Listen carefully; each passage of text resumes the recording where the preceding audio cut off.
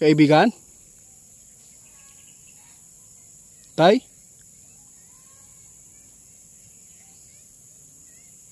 Si tatay guys. Nandito si tatay ngayon guys dahil po napaka-importante po ang kanilang ipapaabot sa mga makapanood sa ating video.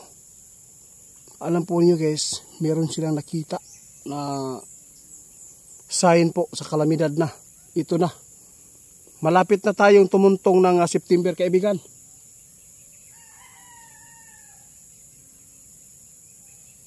Sabi po ni kaibigan, sa lahat ng makapanood sa atin, no, hindi ligtas sa baha ang mga lugar kung saan ito ay dinaanan po ng bagyo.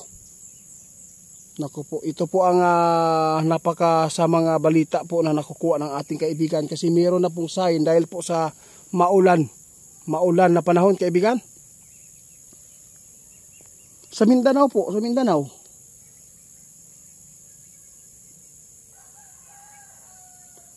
Sa Mindanao guys, sabi po ng ating kaibigan, hindi pa rin ligtas sa landslide.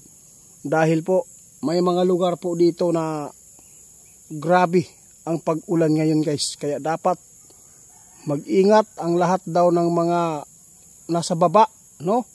Kung mayroon mga kabundukan dyan sa taas ninyo, kung nasa baba man ang bahay nyo, palihog lang, hawa sa mudya mintras wala pa inahitabo ninyong dautan. Kaibigan, salamat.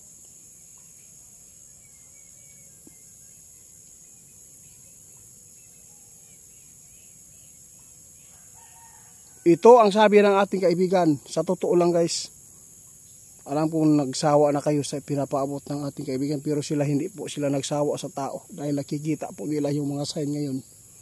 Grabe talaga ang naranasan po yung pag-ulan dito. Yung sign na umulan ng yelo dito ay posible itong magbibigay po ng sign din ng mga kalamidad tulad po ng pagbaha, landslide dito sa Mindanao ha. Mag-ingat kayo. Sa Luzon kaibigan, babalikan na po natin.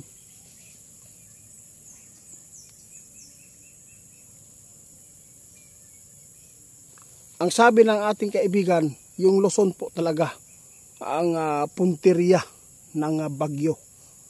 Mag-ingat kayo dahil nakita ng ating kaibigan na mayroon pong super typhoon na papasok po talaga dito. Ngayong inangat, no? Bisaya man ang inangat guys, kada bitong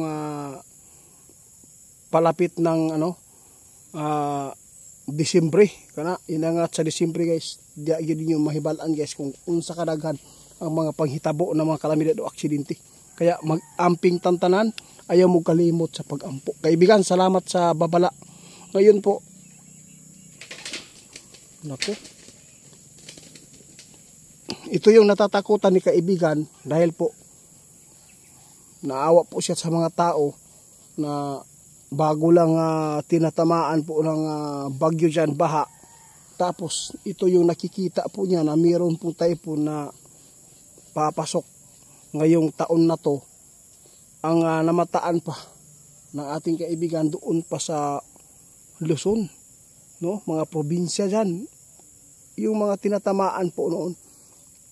Kaibigan, yung di ba sa Mindanao mayroon din po mga lugar na apil ba sa bagyo, bisag sa bagyo sa Luzon.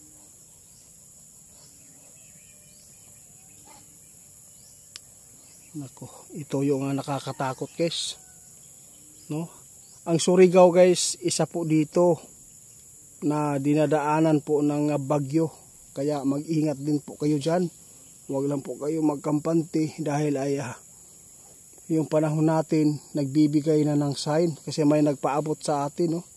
Pumasa ng picture kasi mayroon po silang namataan po doon sa kalangitan. Kana siyang mga sign guys ay napaka delikado. Kaya nagpasabot na ang mga tao na dapat nakaroon mag-amping na o maghanda, mag-ready para kung ano man po ang mga masasagupa nating mga problema po dito ng mga kalamidad at least na ano na natin. Kasi marami pong mga lugar talaga ngayon guys na mayroon pong mga safety ba na tirahan. Hindi po lahat ng lugar ay hindi safety. Sa totoo lang, mayroon. Kaya si kaibigan mismo nagpaabot sa atin kung ano pong mga lugar na yan na safety po dito, kaibigan.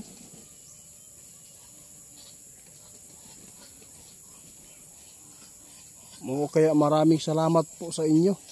Hanggang dito na lang muna, no? Ako ay nagpapasalamat sa inyong walang sawang pagsuporta. Guys, sana po mapanood po ninyo ito.